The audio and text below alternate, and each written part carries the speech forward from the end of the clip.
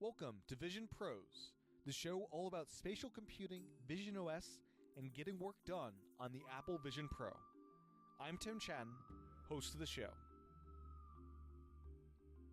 Hello there, and welcome back to another episode of Vision Pros. I'm joined today by both Tom and Oliver. Oliver has been on the podcast a couple of times before, and Tom is new to the podcast. He was a part of the visionOS Professional Survey, and we're going to dive into that in this episode, as well as both of them went to WWDC out in Cupertino, so both of them attended, and we're going to talk about their experiences there, visionOS 26, and what they're excited about with that. Plus, we're going to dive into that survey.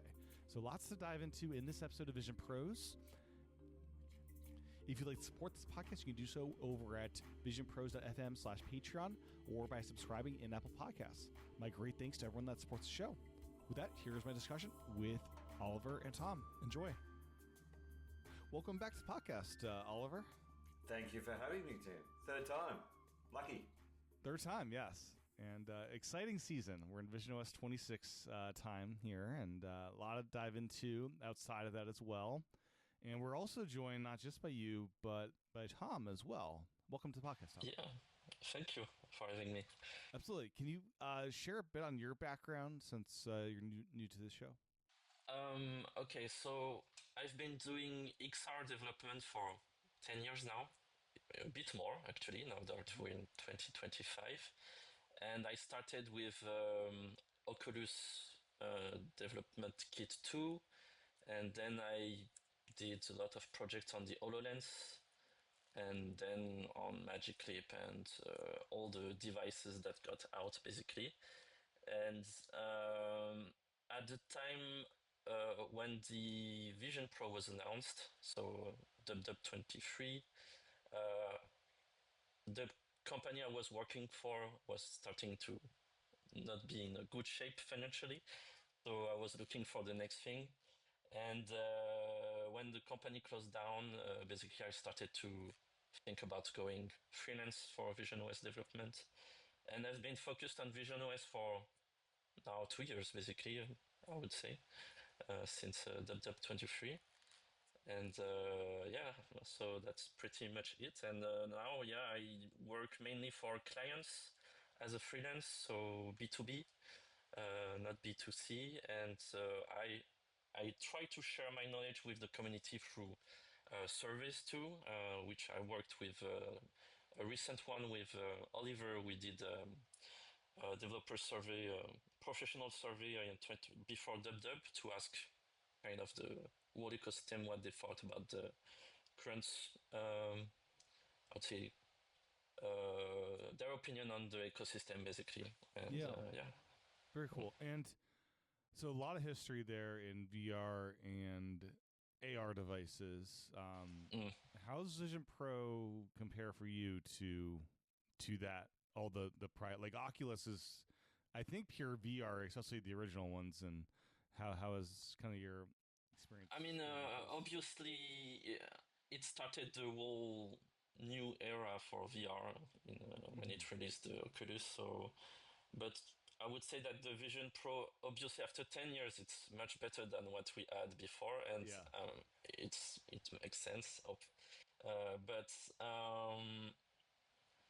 I would say the main thing is that I was kind of traumatized by the development process at the time because it was very slow, And now with the Vision Pro, it's the first time I was like feeling very,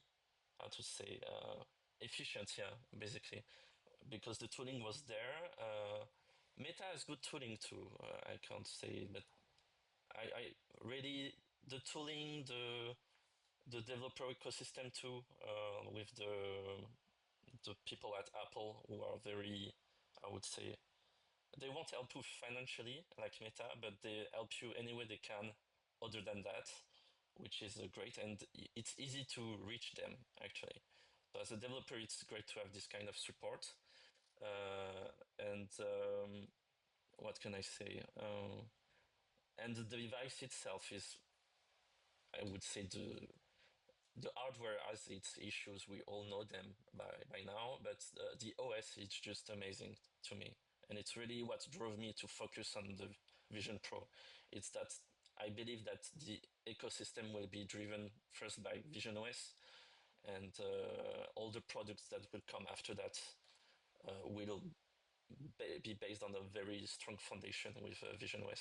Yeah. So yeah. Mm-hmm. And as far as UX design, what kind of applications, if you're able to share, are you working on or have worked on for visionOS?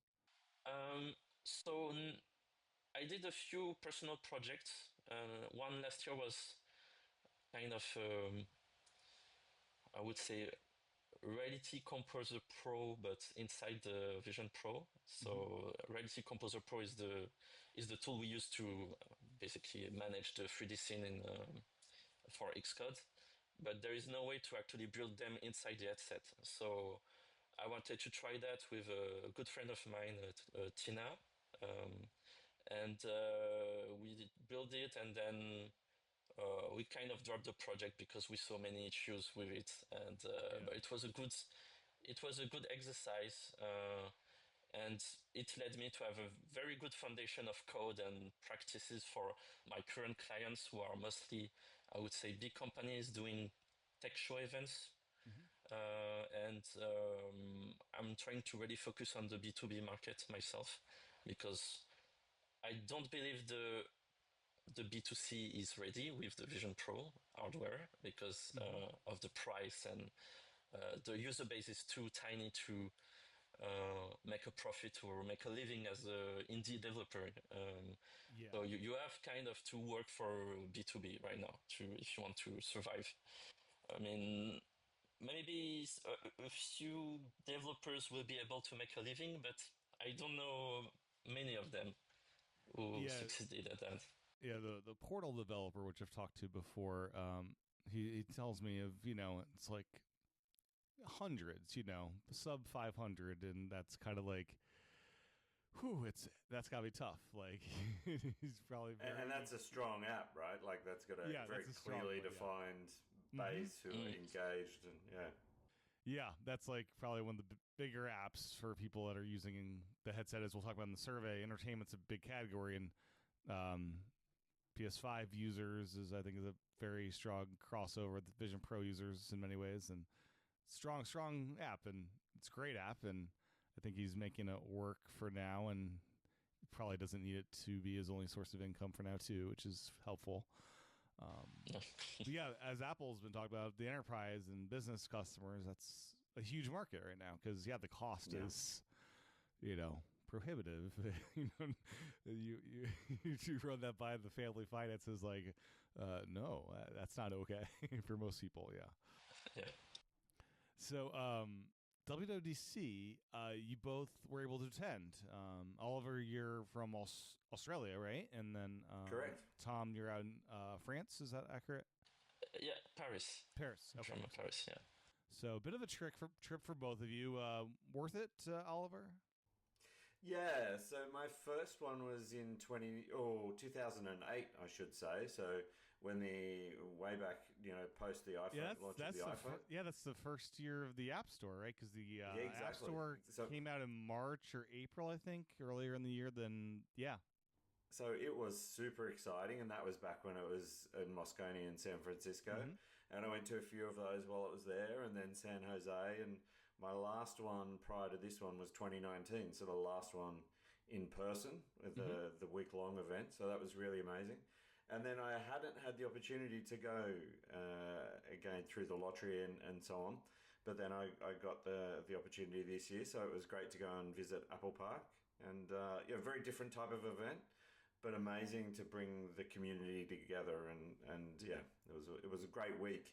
And I think, one thing that stood out to me was, I think immediately post-COVID, the Apple Park event was pretty much watching the video and not much else, but it's really evolved into a week long, whether that's run by Apple or not.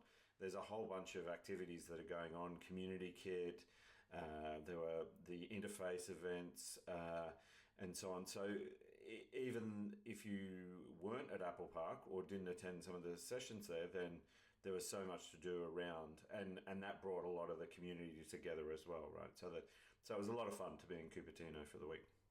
So it was definitely for you, at least, worth it to make the trip versus just watching the videos online like you did in the past year. Yeah, and it's an interesting one for me because over the last couple of years, Dub's been on 1 week, and the AWE conference, the Augmented Reality World Expo conference, has been the other week. And so I've always tried to be there for the 2 weeks, even if I wasn't at Apple Park. This year, they were both in the same week, so I was actually already going to AWE when I found out I got my ticket. So unfortunately, I had to cram both conferences into one week, but it was fun. Nice. And Tom, what about you? Is this first time going, or have you been to... It was my first time, and I didn't do like Oliver. I didn't choose to do both events. I said, okay, I'm going to focus on Dub. It's a lot of investment to attend both events, so I chose my battle, I would say.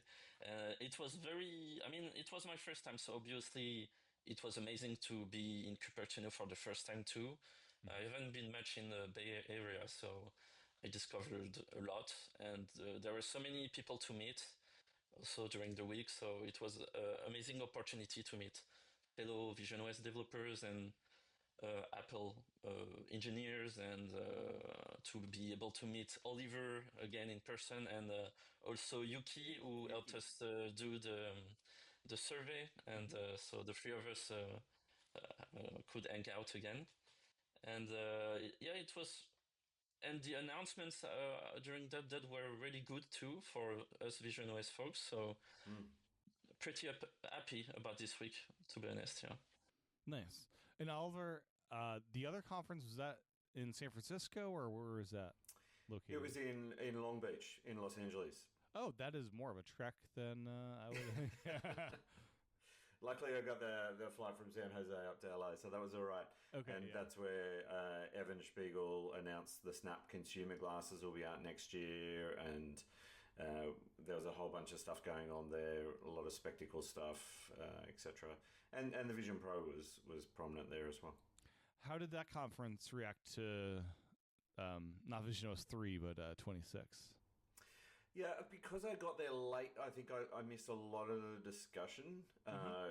Especially because the keynote was the Monday for Apple, and then AWE kicked off the Tuesday with Evan's keynote, and then it's sort of a lot of those conversations. And I only got in the Wednesday night, so it was more about catching up with everybody, the community, but positively. Like, it's always been interesting to see that relationship between Dub and AWE, and I think AWE, that community certainly sees Apple coming into that market as a rising tide lifts all boats sort of thing. It's brought visibility to the space again. It's brought investment to the space again.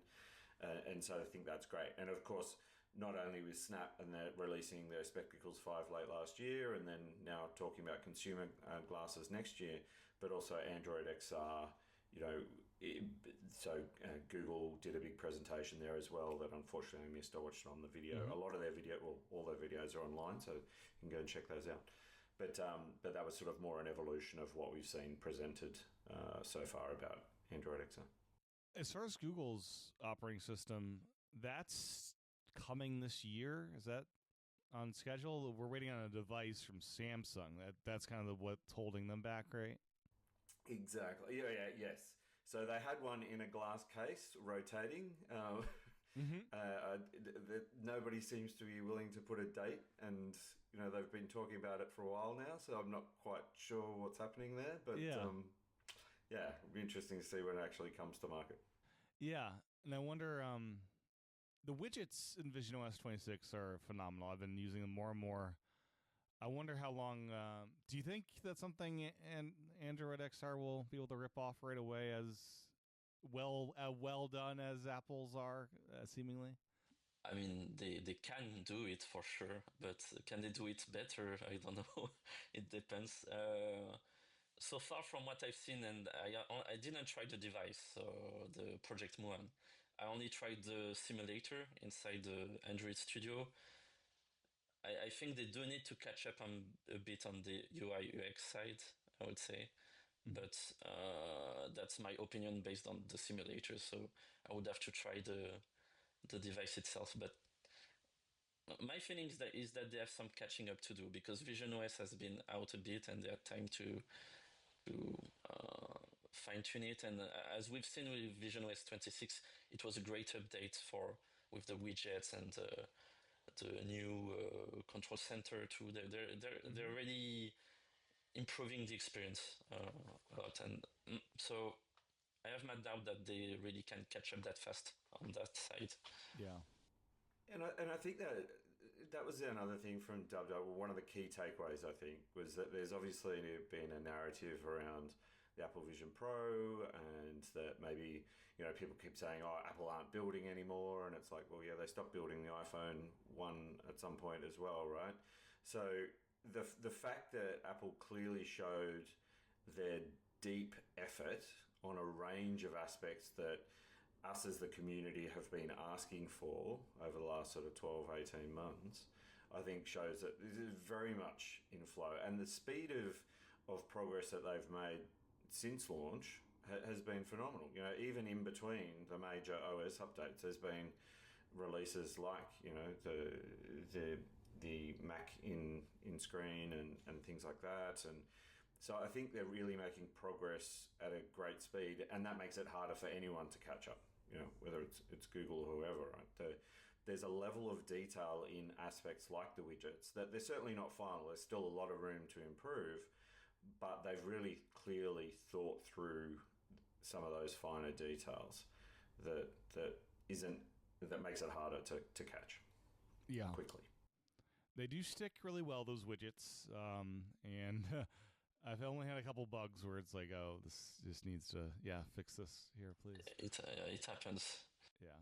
But I mean, it's interesting because I think, there's definitely a history of widgets and these type of widgets prior, right? Like with the HoloLens and especially with Magic Leap, like we really loved some of the aspects of the widgets from Magic Leap, that ability to magnetize to a surface, to lock onto the plane without a UI.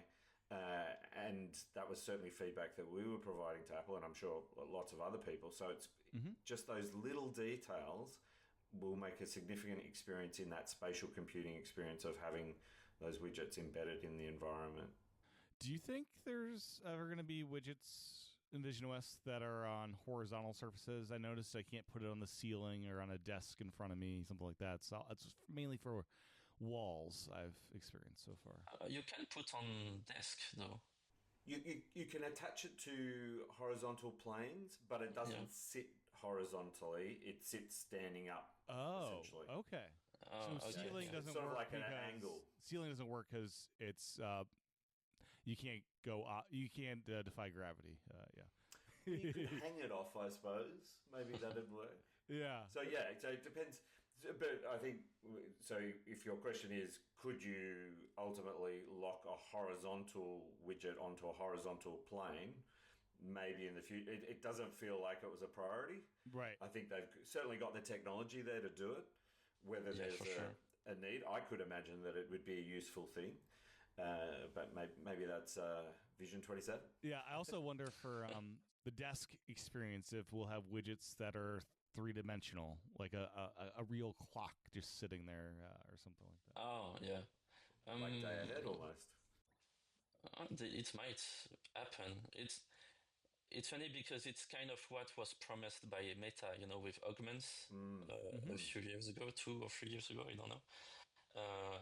And we actually got it with visionOS, actually shipped, Yeah. And so, yeah. But I think they had 3D augments, so it might come in visionOS, Yeah, I think that's the exciting bit for us. That's certainly the area that we're really interested in, is how can you do that information visualization with 3D, volumetric, but have some of those aspects of locking and so on in the simplified way that you can with widgets. So I think they'll evolve over time. I think Vision 26 with the widgets is a great start. Like there's a lot of the real sort of core things that we wanted. and that they'll evolve from here. And I really like, similar to a lot of the other aspects of the Vision Pro, the fact that immediately you can use iPhone or iOS and iPad OS widgets, right? Like it just makes that entry point immediately more useful. Suddenly there's a range of widgets you can just start sticking around, right? Like we don't have to wait for people to go out and create Vision OS specific widgets.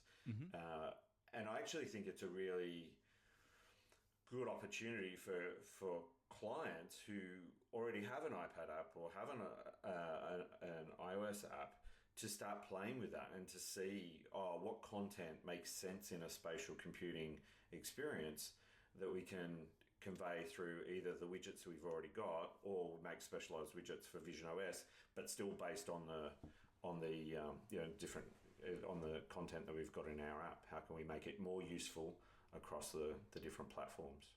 Yeah, it's kind of funny. Like the visionOS apps during this beta cycle are actually, oh man, I wish you were the iPad version now with Fantastical so I could try the widget. But there you go. The developers that were really on top of it with their visionOS apps, like they don't get the widgets because they weren't there in 2. Yeah. But yeah, the widgets really do point to their hope of having glasses at some point. I think that seems. I believe so. Yeah.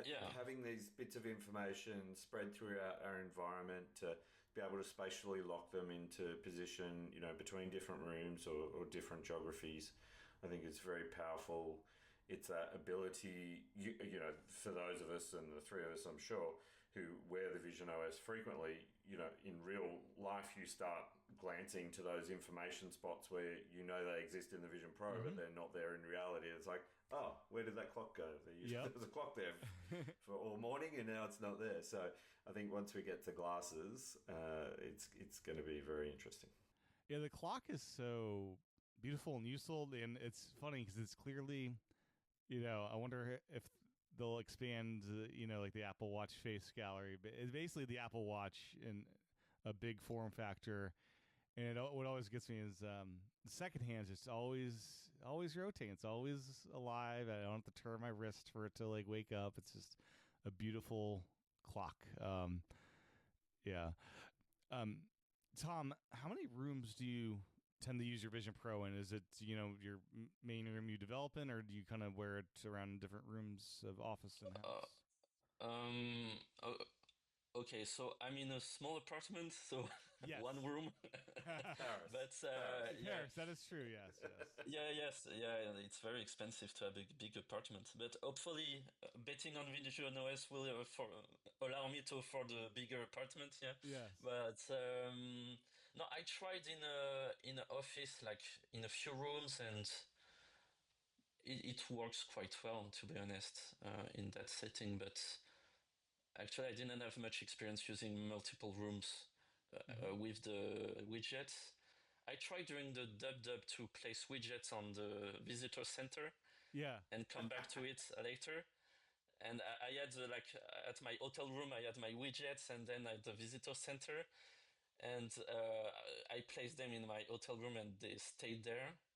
But when I came back to the visitor center, but it was outside, so it's that might be I'm not sure. That might be challenging with the different lighting, but it didn't stay there, so I was a bit sad, but it made sense, But it's pretty. I mean, I came back 3 days later, and I still had my widgets in my hotel room, so it works quite well. It's amazing.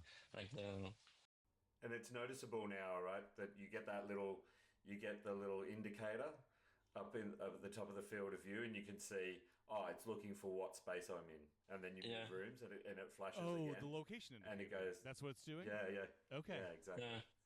Yeah, I wondered, like, if you're in a hotel and you're like, you've got different rooms you can pop into because you have friends there. I wonder, how's it doing this mapping? Because like each hotel room is a mirror of each other, geographically speaking. I wonder how good it is, like, because it also needs some other information as far as GPS, I guess, because that'd be an interesting test to do it in, try the widgets in a space where you have exact duplicates of that space, basically. Yeah, it's an.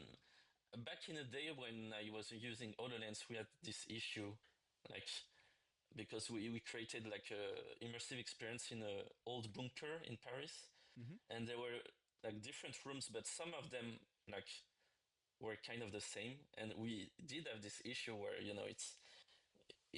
didn't recognize the right room, and so I would say it could happen on the Vision Pro 2, but it's without knowing how they do it behind the scene. They might have a very good algorithm, but in the end, if you have two very similar room at the exact location. GPS location, Yeah. I'm sure it will get confused. Yeah. Yeah. Because the same setting, even if they use like the meshing, like the 3D mesh of the room as a kind of recognition, if it's very similar layout, Like you have not like work. in hotels, you'd have like the same exact lamp in the rooms too. Yeah. Now, something I noticed with using it in pitch darkness, the widget will stay if you have light on and then turn the light off because it knows where the walls and all that stuff is. But if you start from pitch black, it just has no idea where the widgets are supposed to go and doesn't even try. It's like it's too dark to. It definitely uses the cameras as well as the LiDAR. That's for sure. And I noticed a ghost hands is a new thing with visionOS 26. I didn't notice last time I recorded, but for me at least, my hands are white and I can see them in pitch darkness through it's not a camera. It's obviously the LiDAR, but I noticed that it's like, oh, this is interesting. Yeah, so I can always see my hands now. And I don't know if there's a setting for that or what to turn that on or off. But have you guys noticed that as well? Have you used I saw a video. I didn't use it in pitch black, but I saw a video on Reddit or Twitter, I think, about this, and I was surprised. But like, they really care about the small details. It's very good. Yeah.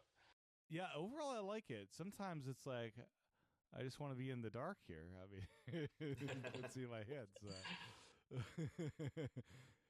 Oliver, you couldn't get this to work, I don't think, right? You mentioned it the other day, and so I gave it a try, but I didn't get it. I only gave it a brief go, but I didn't get it that time. I don't know. Because most time you're using it with light on, I'd assume. Versus I think it has to be pretty dark for it to kick in. So I don't know. Australia doesn't get dark, I don't think, does it? Yeah. It's winter at the moment, so it's definitely. There you go. Oh. It's true. As far as WWDC, what was the just general vibe amongst visionOS developers you were meeting with, Tom? Like before the announcement, I would say we were pretty hopeful of a very good announcement. And actually, during the keynote, I don't know, maybe I'm very it's because I'm a visionOS fan, but I felt like the visionOS announcement was got the most of the reactions, kind of. Yeah. But I was surrounded by visionOS developers too, so I think maybe that didn't count. The iPad might have fighting words as well. The multitasking and it was amazing, but I think it showed that Apple was committed to the visionOS, and I think we were all pretty happy with what was announced, and because since the beginning of the Vision Pro, as visionOS developers, we've been through a lot. Thanks to the rumors, the bad press, and some of them were valid points, of course, about the hardware, the limitation, the lack of user base. These are valid, but it's only the Gen 1 product, So, and there always lack of understanding from, I would say, the general press about the XR ecosystem. And it doesn't evolve at the same pace as other industries. It's not something that's would change over 1 year, And it's not the Apple Watch that you get Series 0, 1, 2, 3, 4 back to back at a remarkable advancement pace. Yeah. And it's a long process, so it's still a long road. But those of us who stay developing apps and believing in the ecosystem, I think we'll reap the rewards in a few years, because like it's bound to happen. We know the glasses are coming. We know it's like a slow revolution, and so in that sense, DubDub was really good because it showed that Apple is still here and they're not going to drop the ball here. Yeah. They'll keep working on it. Yeah. One thing that I was fascinated by was the number of French visionOS developers.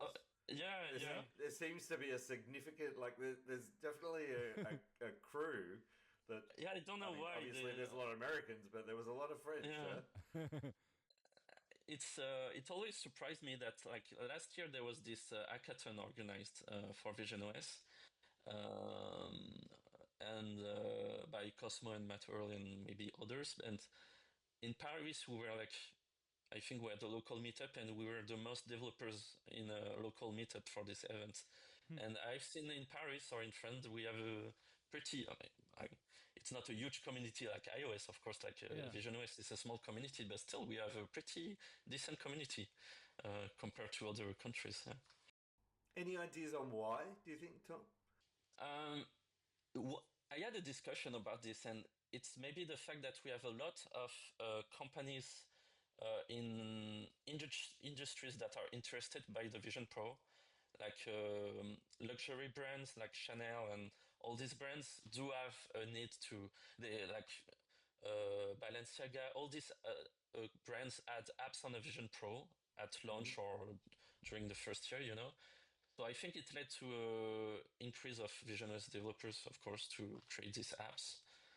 And we have industries like Dassault System is one company that was highlighted during the DubDub, and so we do have a lot of industries, companies who seems to be tied to Apple on this, like they want to create projects for the Vision Pro. So that might be one explanation. Yeah, kind of like the fashion and design kind of part of it. In the launch, when was the launch for you guys? It was part of that second wave? It's second wave, so it was in July 2023, I think. Okay. Wait. Yeah. February was the first, the launch in the US. And I went there to get my Vision Pro, but I didn't wait for the launch in France. And July, 24. I think 24? Oh, right. That's right, yeah. Okay. It's so only much been later. like 18 months. Like, it's Wow. crazy. Feels like a lifetime. Yeah, it was 24. Sorry. Yeah, 23 was the announcement. Announcement. Yeah. That's right. Yeah.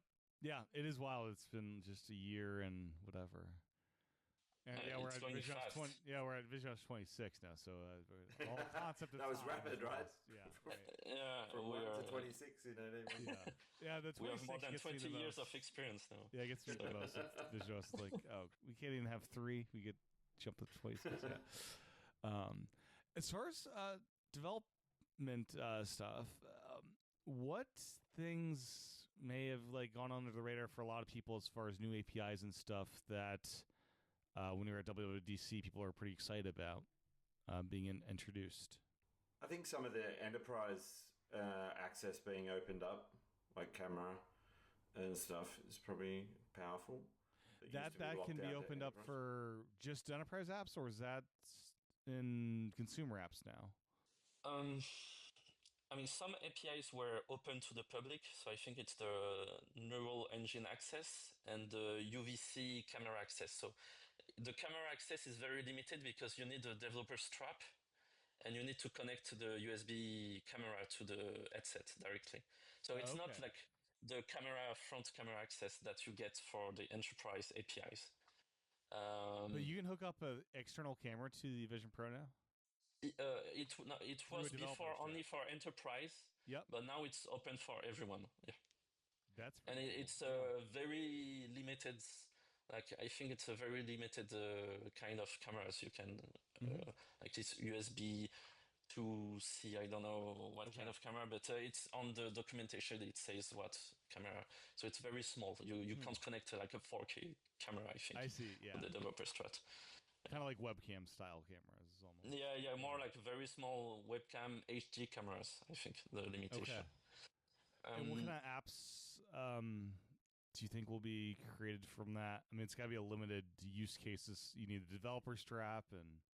Yeah, it's very limited. I don't see many, like, for me, it will make sense for B2B, like enterprise, yeah. And if you need to connect, maybe, I don't know, for surgery, you connect to an external monitor or you connect to external camera, or for some business, yeah, industries might be useful. I don't know.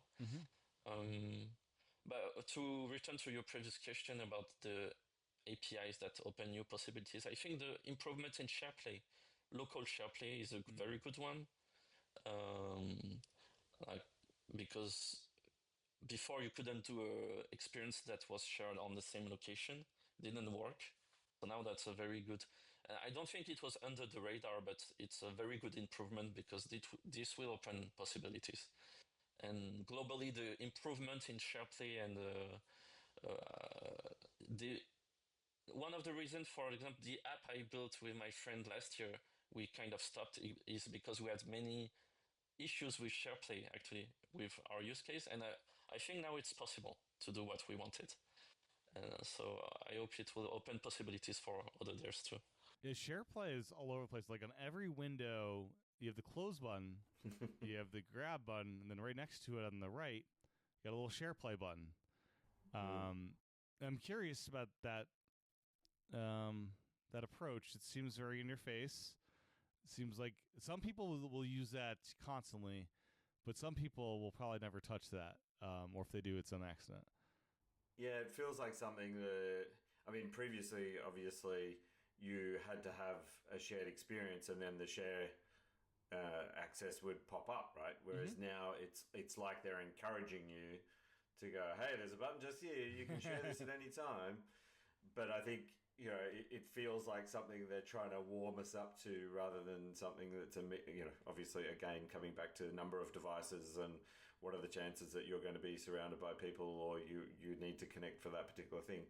But I think they're just trying to push it a bit more and to make it more visible and hopefully to increase engagement. But it's certainly something that I could imagine that a lot of people just aren't going to use at all. And is it getting in their way is going to be the question. Do we know if it's only visionOS to visionOS, that SharePlay thing, or could I SharePlay, say Safari with an iOS or Mac user while I'm in the headset?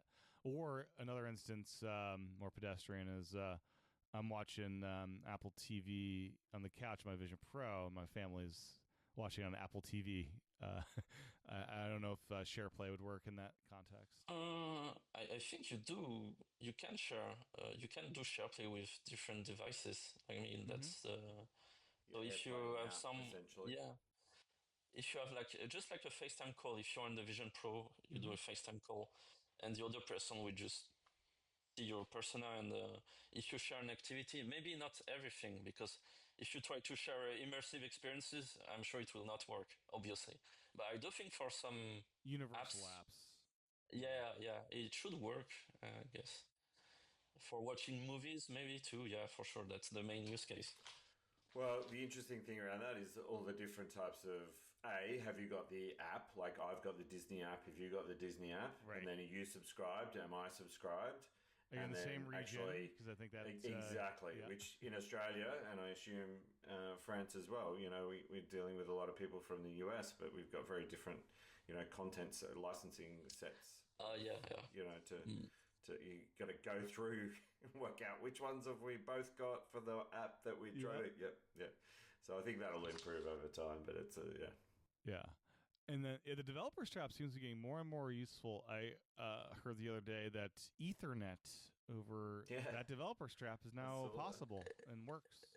Yeah, I saw that. And actually would have been useful during DubDub because I tried to connect Ethernet cable to my device was on visionOS 2 at the time, not 26. And it's small things like this will make it maybe a bit more worth it, because it's quite expensive to. The developer strap is $230 300 Yeah, it's $300, euros. and then you Yeah, need a developer account, of course. I cried a little when I bought it, and I bought it because I wanted to be able to debug my device in case there was an issue, basically, because it wasn't available in France at the time too. And honestly, for now, it's not been that useful to me, the developer strap. So I don't know if it's been useful to most people who bought it. Yeah, it probably depends. Some people swear by it for Mac Virtual Display. They say it's so much better and stuff. Yeah. It improves, yeah, but at the cost of having a cable all the time on top of the wireless nature is yeah, nice, yeah. So well, not worth it for me. Yeah. Now, Oliver, have you done the new Persona yet? Yes, a couple of times. Okay. A couple captures or a couple times using it? A couple of captures, just to, as I got various states of being unshaved and then having calls that I probably need to be shaved in and think or semi and stuff like that. So it works really. I mean, the output is phenomenal, right? Like we have a couple of sessions with a bunch of friends from around the world, and these are people that I've all met in person at various conferences, whether it's Let's Vision or in person locally or whatever, and just that significant shift in realism is amazing, and that turn the head to the side and be able to see around to the ear rather than sort of blur backwards, and the skin detail. You know, it's not. I think people will become maybe more self-conscious of their personas than maybe they were in the past. Put some makeup on before you do your capture. Yeah, and you get, what shirt have I got on? Because now it goes down further, and it's like it goes down even further. Yeah, I know with my earlier personas, I could see what shirt it was. I knew what it was, but most people would not. Yeah. But great, right? Like, and we have this every 2 weeks. We catch up with a couple of friends, and it's just amazing how quickly, now that we've sort of got through that setup process, and there seems to be some issues in the beta with some of that for setting up a call, etc. But once you're in, right, like it just you just fall into conversation, and it's almost like being there. It'd be nice if you could almost have a couple different personas. Like, I got my formal one, I got my relaxing, or I don't know. I was thinking about that the other day. Yeah. And why not, right? Like they can't take you up can that add glasses and things on your face already, so they might add more options. Different shirts, outfits. Hats or whatever.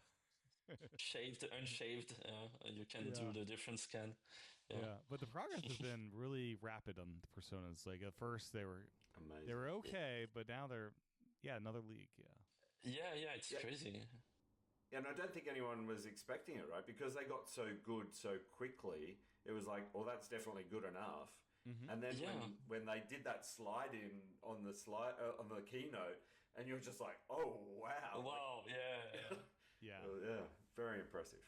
Yeah, and it's another thing that was promised by Meta with Avatar Codex, and all the hype around. Meta has a better thing incoming. And it felt like Apple just said, wait a moment, here we go. And and I think it's very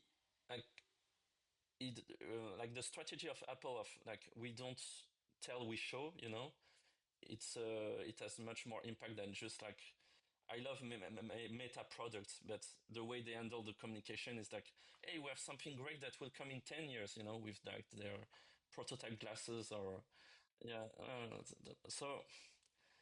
I do like that they just like quietly shipped something amazing, and now it's just like the best 3D avatars on the market, I guess. Because Meta's approach is cartoon characters, right? Yeah, that they've released formally. Yeah. And then Android XR. Do we know what their approach is going to be for this? Good question. I've seen anything. We didn't see anything on that. So I was curious. Maybe we'll be surprised. Maybe because I think the device will be out next week, the Project Moon. It should be announced next week at the Samsung convention, no? Right. That's the rumors, yeah. And it will only be available in Korea at first. So that's what I've heard. You are flying to Korea. I mean, we might go there in actually in WWDC. September with Oliver, yeah. But so we might try it. Then. Yeah. The displays on that device seem wild because it's like next generation of what's in Vision Pro, so even better field of view and all that good stuff. Yeah. So very curious on that. I of course will not be getting one of those because that's very expensive. It's Vision Pro territory as far as pricing. I understand, probably. Yeah, and as always, still rumors, but the number of units they will sell will be very small too, like a few 100,000, but like less than the Vision Pro maybe actually. So for sure, yeah. The new ways to interact, the Logitech Muse. Any thoughts on this, either of you, as far as this new pen? It's kind of interesting because in the survey, and I'm sure we'll come back to it, but that's one of the things that was most in demand: PSVR 2 controllers and pen input. And while we didn't get Apple Pencil input, there you go, nice one. Tim's holding up his PSVR 2. PSVR 2 controller, the Sense controllers, yes. Sense controls. There you go. That's easy to say, isn't it? Yeah, so I think they're great additions, and again, are just ticking boxes where they've obviously got feedback. The whole community's been asking for these sorts of things, and I'm always fascinated by the community thinks they want things, and then they get them, and it'll be interesting to see how they're applied, right? Yeah. And in what interesting ways they'll be applied, because we've got the pen hasn't come out. Has it yet? And they didn't have this. They did not have this in Cupertino, I'm guessing, to play with. No. Oh, yeah. They didn't even sell the Sense controllers in the store. I was like, you get announce it, make it available. The whole headset with the. Yeah, I had to do it when I got back to France. I said, okay, I'm going to buy a full one, and sure. Yeah. I tried to find in the States because I saw on some website you could buy replacement controllers. But only the unit, But it wasn't available in Cupertino, so I was a bit sad. Okay. So I had to buy the whole headset. I don't even have a PS. Now you so need a PS5. Yeah. So now I'll buy a PS5 maybe. Yeah. But and to go back to the Muse, on their website they say it will be available later this year. So we'll see then if it's. But I do think for a lot of companies in industry and for industrial design, and when you need some more precision, it will be very useful. Yeah. Spatial analog. Is it Spatial Analog who did the chair? Where they're drawing the measurements on the chair. Is that the good question. That they used? I don't know. I'm pretty sure it was, but I could be wrong. Yeah, the pen's just very intriguing to me because it seems like you do some interesting things. There's like some drawing apps where you're drawing in the air, and it's like. This is pretty wild with just your fingers, adding some more precision there. And I also wonder if I'm at a desk, just give me like a fancy found pen and place the Muse where it's like pretending to be like this fancy pen, and that could be fun in a way that Apple Pencil doesn't really do, because you're writing on glass, which is very slippery. If you could just you could actually write on paper. You could pull out paper and write digitally on it, which would be interesting. No. Yeah, I think in a version or two we'll have that sort of thing where you can just pull it out, write on a flat surface of any kind, and it might interpret it directly into text. Yeah. Because we've got the technology, right? Right. Yeah. So what else in visionOS 26 caught your guys' eye before we jump to the survey? the little thing, and it's a silly thing, right, is the Insta 360 videos. Yeah. Do you have any of those cameras? Yeah, so I've been using one for a couple of years on snowboarding trips and things like that, and I've always been frustrated about how hard it is to get, into things and do anything with those files, but especially, obviously, to watch them. And I tried a couple of the converters early in the days of visionOS, and for whatever reason, they never worked for me, and, But now, this time, I popped a video file over, and it was like, do you want me to convert this to your Vision Pro? And it's like, yes. And Although that said, it was probably the closest I've been to having nausea because you're snowboarding down a hill and you can look around, but obviously your direction is guided by when I actually did the snow. So you get more of that motion, that feeling of motion sickness. Because so your next trip, you'll want to be very careful and have a very just go down straight and I'm not that turns. Right. Yeah. But it's great to, it's sort of, to me, it's like panoramas, right? Panoramas really made sense in Vision Pro, and the same with these videos. And obviously on Quest, that's been around for a while, but to get on Vision Pro is great. Yeah, if, I need to get one of those and put it, for, my daughter's concerts in the future, just stick it in front there, and I'm sure that won't be an issue to just have one of those cameras just sitting there. So that could be pretty cool.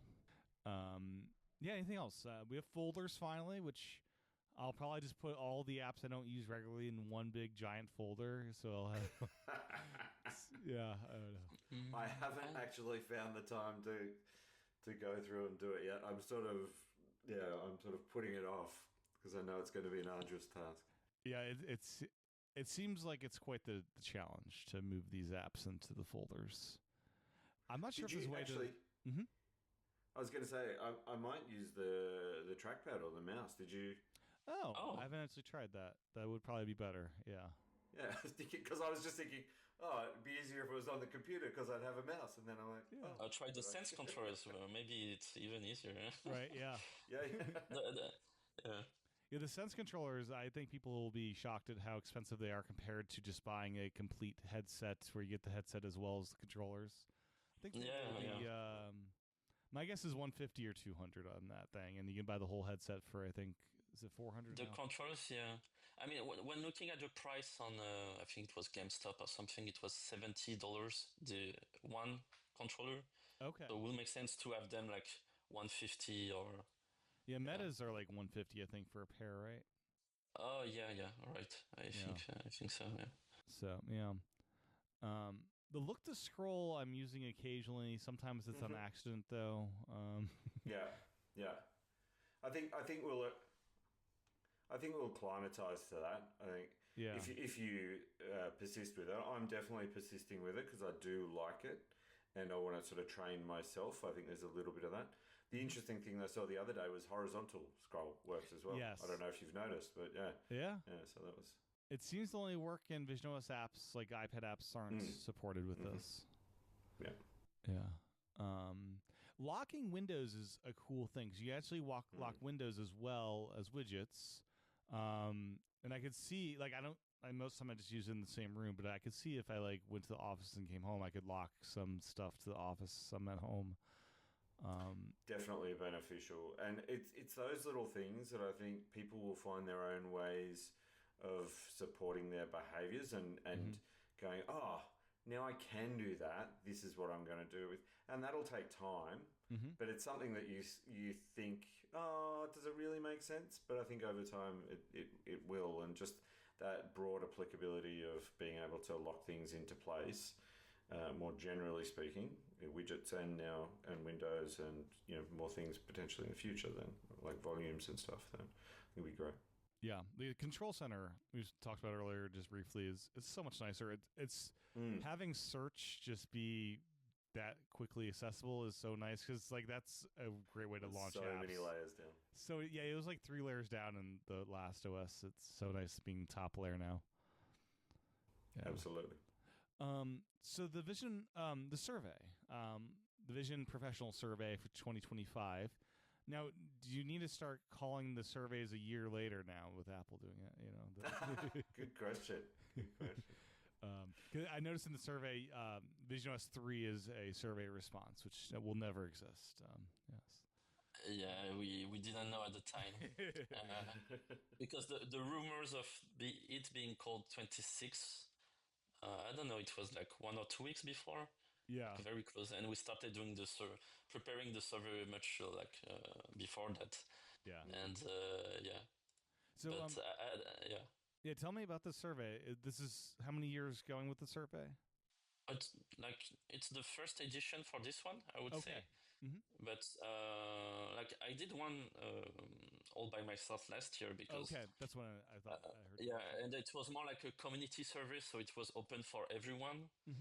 And I asked a few questions about what people think, because what led to this survey is that I was trying to think of what to build for the headset to better understand the ecosystem, and like the best way to build a great product, in my opinion, is to ask people what they think about a product. To be honest, So I did this survey. It was nothing much, but still, it gave me some insight and always I always say take a grain with a grain of salt, because it's like it's public, it's data to take into, like, it's not maybe the truth for everything, and people who sometimes will answer something that's not a true representation of the ecosystem, but still it's a good thing to start a discussion, I think. And so I did this one and last year, and it led me to, I saw that like a lot of people replying were developers, and that the core users were developers, basically. Like all people who tried the device, maybe just left it on their desk and it's taking dust now because there is a lack of content and everything. But the people who are still using it today, I would say it's a lot of developers still believing on the future of the platform. So that's what led to this survey, which was more focused on the developers, because I was thinking, like, I'm not going to do another one to everyone, to the public, because I'll get the same answers, basically, and it's not very useful. And I was like, yeah, we're all struggling a bit to understand things as developers, so it might be good to have a survey about that. And Oliver and Yuki approached me during the Let's Vision conference in Shanghai, like, hey, if you want help for the next one. And I said, okay. And so we worked together on this one. And sorry, Tom, just to jump in. I think Tom's underselling the first survey, right? Like, so last year it was what, late August, early September you ran it? Yeah. I ran it in the summer, and I think I released the results in September, early September, or something like that.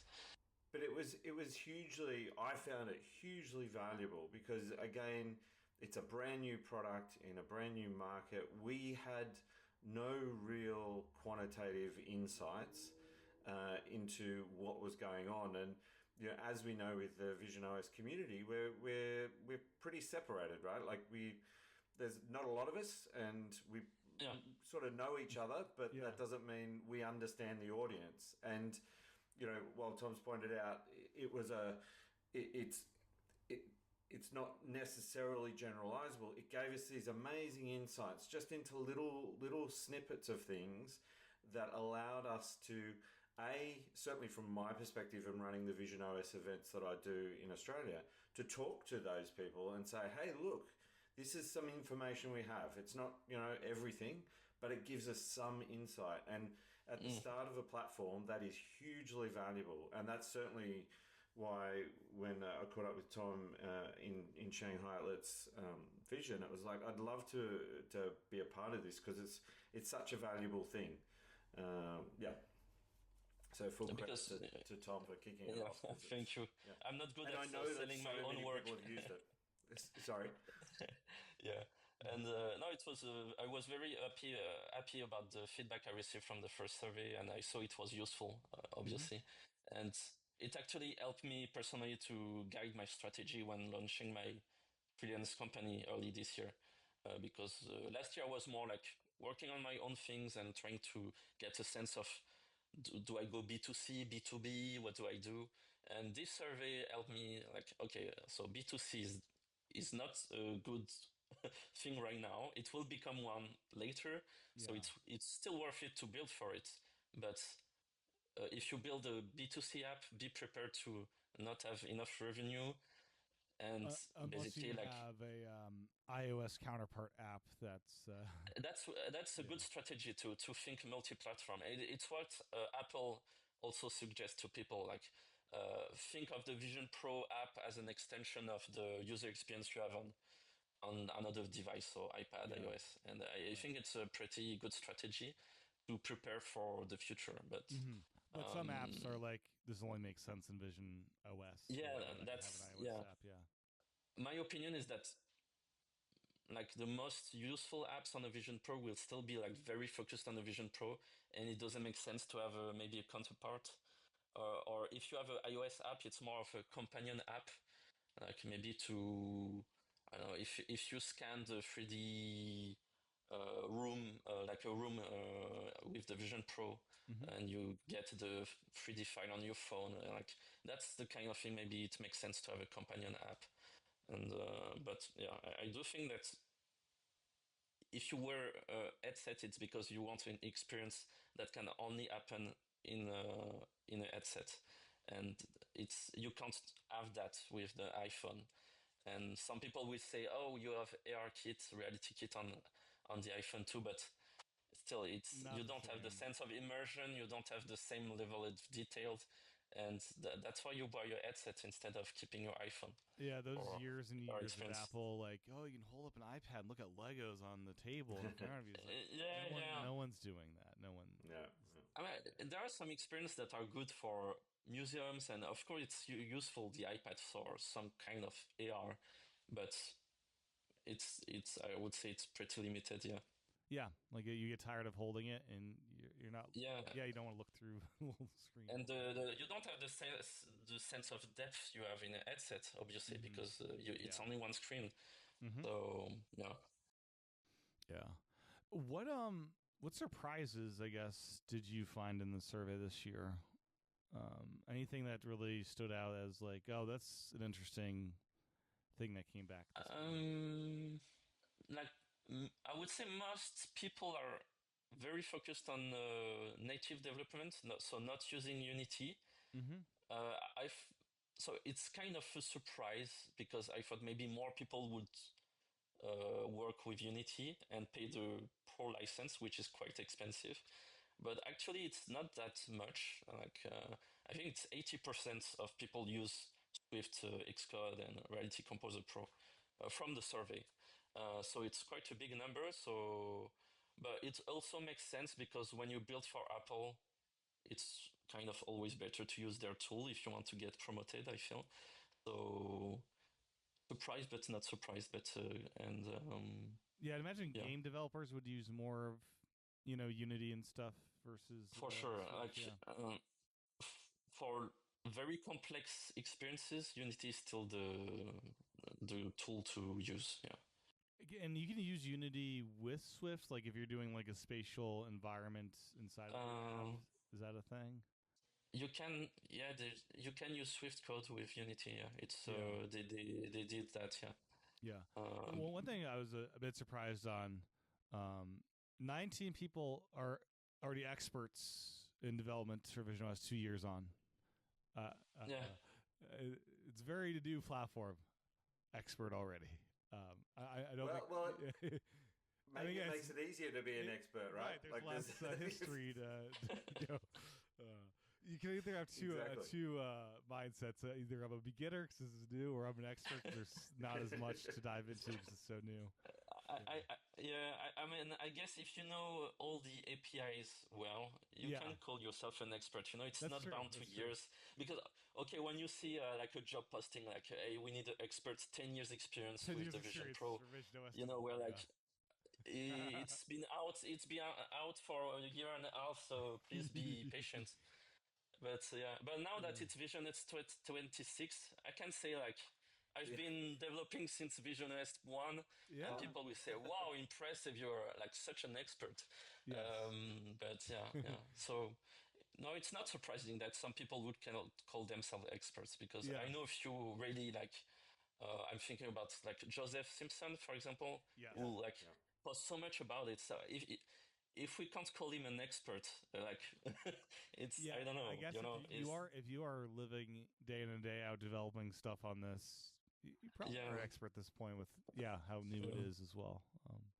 I was surprised by the number of people who were designing for consumers. I was expecting, there was 131 out of 169 saying they were creating for consumers, Yeah. and 61 for enterprise, and then 44 for prosumers. So I was expecting more on the enterprise side. Me but too. I suppose they're smaller teams, maybe. I don't know, more focused. But What will be interesting, and we didn't really have time to do that, is to see for those who replied, like they're focused on consumer apps, if they're willing to spend more time building for the platform. Because we asked this question at the end, like, will you invest more time in visionOS and the platform? So it will be good to maybe I should look at that, like, yeah, we can because it's very tiring to build something and have no income, and that's like, and are you willing to spend more time? And if they do, why are they able to still building B2C apps? And I think one answer is that it's not their full-time job. It's more on the side. It's more side projects, and they're waiting for the right time. And yeah. The thing that stood out as well was the number of people on the design side. So there were 70 who weren't aware that there was visionOS design templates, but were designing for it.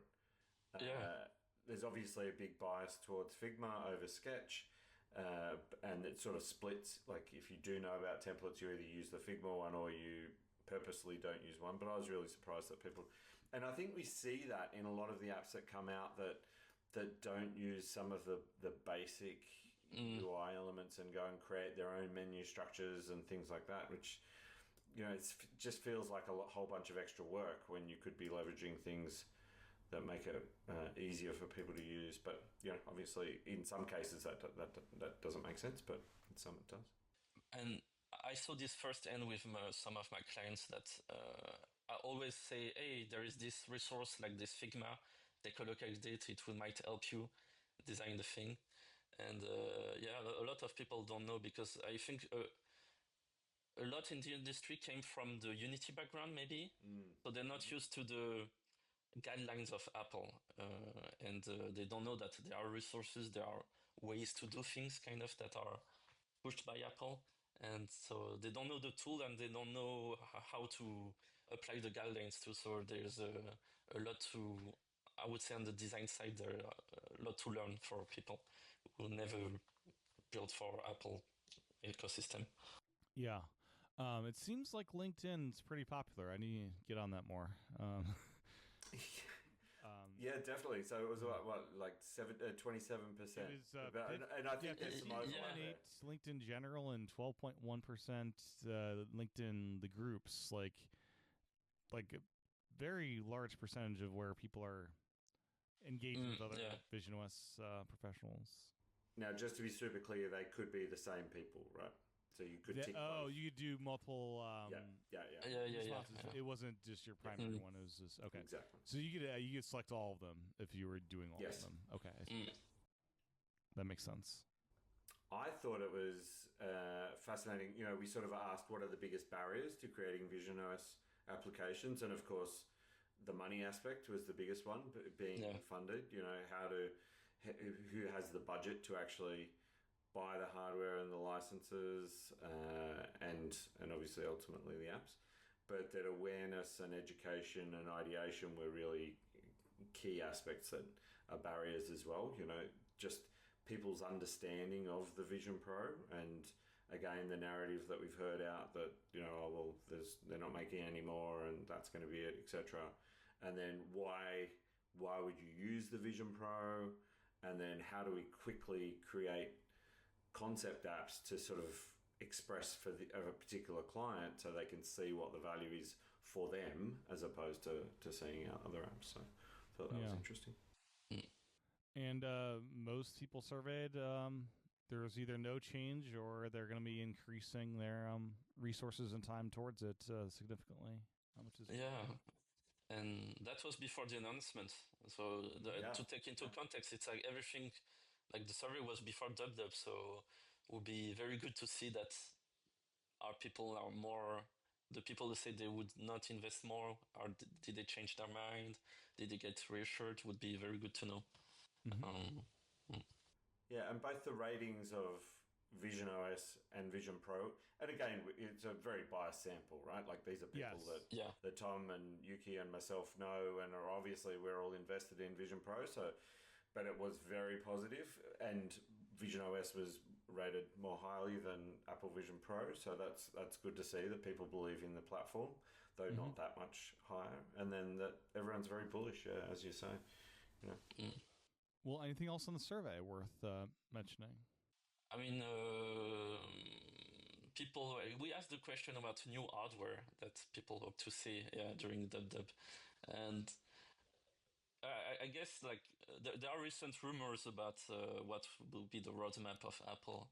Yeah, the M5 I think is next for the and so usually from what I understand, it's not during WWDC that you get new hardware announced. Like not if generally speaking, they announced new platforms. So they announced the visionOS platform 2 years ago, but so I didn't expect new hardware, but I think we're all waiting kind of these two branch of the Vision, like Vision Pro, Vision Air, and what's unclear now is like what will be in the next Vision Pro. If it's just a refresh or small redesign or full redesign, we don't know that much. But yeah. Tom and I were chatting on LinkedIn about it. Was it yesterday? In regards to Ming Chi Kuo's comment. Yeah. I think Apple will bring out a cheaper headset first before they bring out another Pro. Yeah. I could be wrong, but it just seems to make much more sense to me. It seems, if they can. It seems like if they can, yes, but also at the same time, it's easier to just do a spec bump to an existing design. For sure, but there have been like Kuo has this roadmap he pushed, but we also have Mark Gurman who made other predictions, and from my experience, he's been through more times than Kuo on stuff, and Kuo has this perspective on the logistic of things. So he supply chain, and so he has some insight for sure, and it's very interesting to read. But he also made some kind of wrong estimation last year, I think, about the units produced and back and forth. And it's for me, it's what led a lot of the press to say, "Oh, Vision Pro is stopped." You know, I was like, "No, come on, just don't take this." It hit or exceeded exactly what they said it would. How many displays were actually available to produce? So I don't fully believe what Q said. I do believe that he has a good insight of what might be built. And we have to remember that Apple has many prototypes that are being built at the same time. So he might have information about prototype that got cancelled. And like Mark Gurman said, is apparently the M5 refresh was kind of cancelled, and there was a focus on a smaller redesign maybe for the new Vision Pro that will be out, I think, this year, but that's my estimate. That's my wish and wishful thinking, but we don't know. And but it's what we know is that Apple is committed, and we know hardware will come in the future. That's for sure, and that's already good to know, because it's not like Google will maybe kill its products 2 or 3 years later, which is a worry that most people have with Google. You know, like killed by Google is like and we don't feel that with Apple right now, I think. No. How do you, Tom? How do you use the Vision Pro outside of your development work? Like in your free time and stuff. Like not much, because the content is not here, you know. And some people are surprised when I say this, but I mean, I watch every 3D movies there are available on all apps. I tried apps made by developer, but I mainly use the Vision Pro as a work. Like I develop for it, but I don't use it for like. Anytime there is a 3D movie that's out, I will watch it in it, because that's the best way to enjoy a 3D movie outside the cinema. Have you gone Minecraft yet? That's the latest 3D movie. Oh, yeah, no, I need to watch it. I've been a bit busy, but and like the the 3D Minecraft movies movie. continue to they're dropping. Every month or two there's a new 3D movie. Yeah, might not be available in France.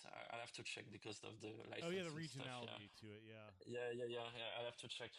But yeah, so I'm not using it that much, but I use it a lot every day. So sometimes I like VR and like XR is my work for many years. So I spend a lot of time in it, and sometimes when I'm out, I just don't want to put a headset. I guess Yes. that's the bad thing about working full time on XR. Sometimes you don't want to live all the time in a headset. Mm-hmm. And Totally. but I was a huge gamer before using the Quest, for example. So I'm more of a gaming guy to begin with.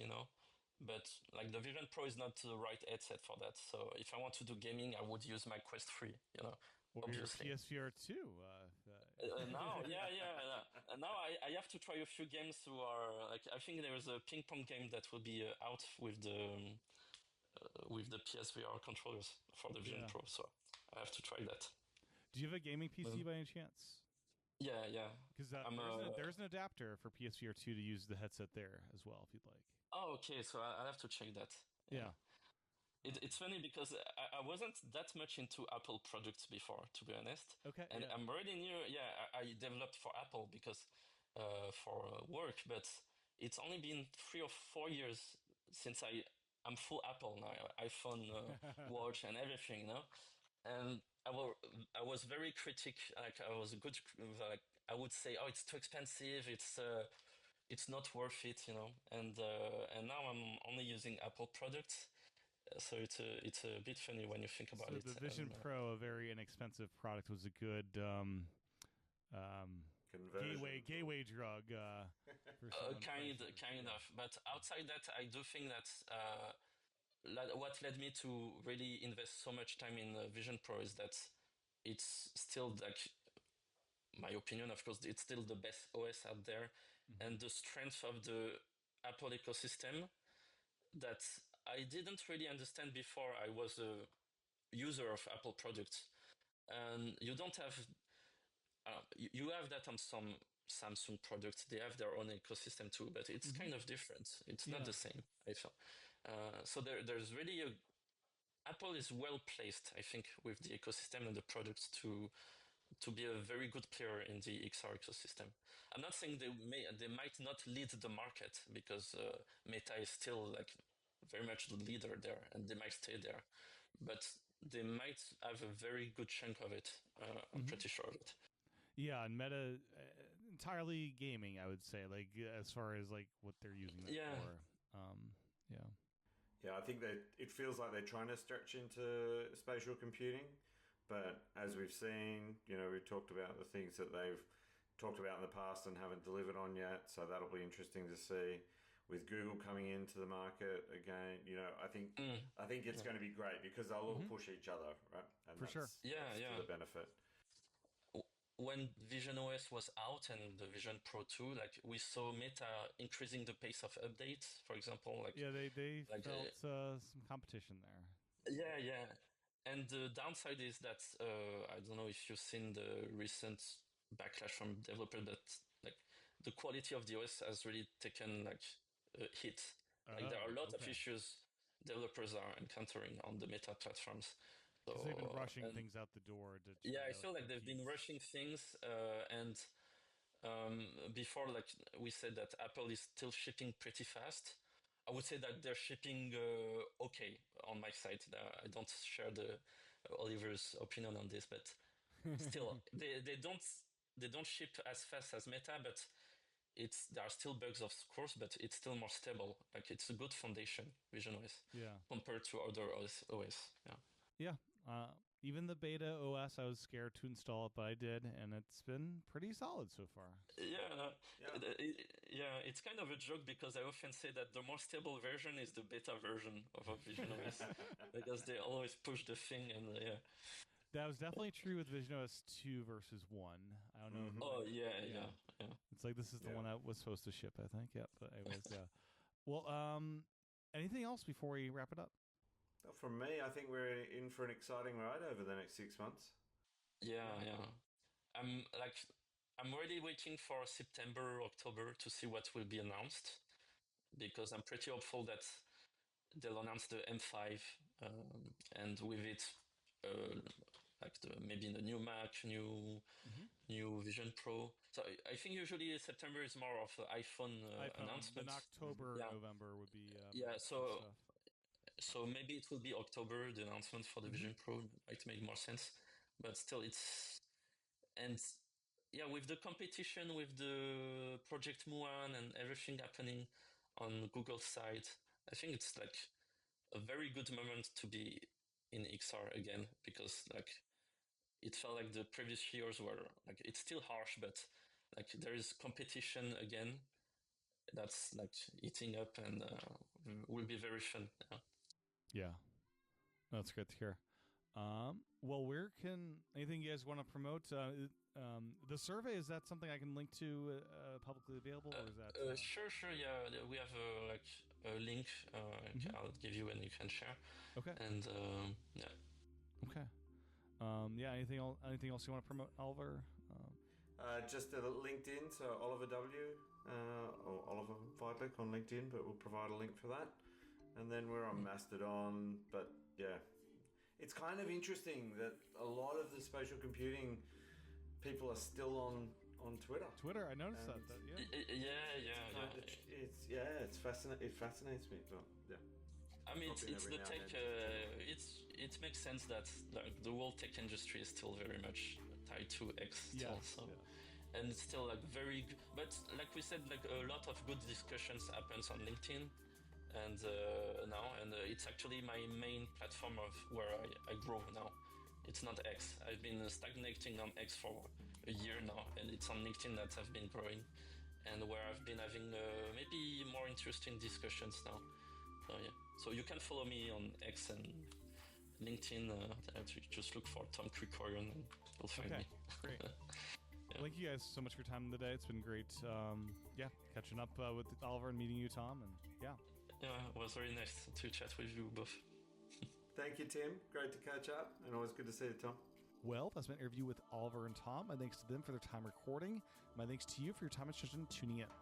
As a reminder, you can support this podcast over visionpros.fm/Patreon or by subscribing in Apple Podcasts. With that, I'll talk with everyone again real soon.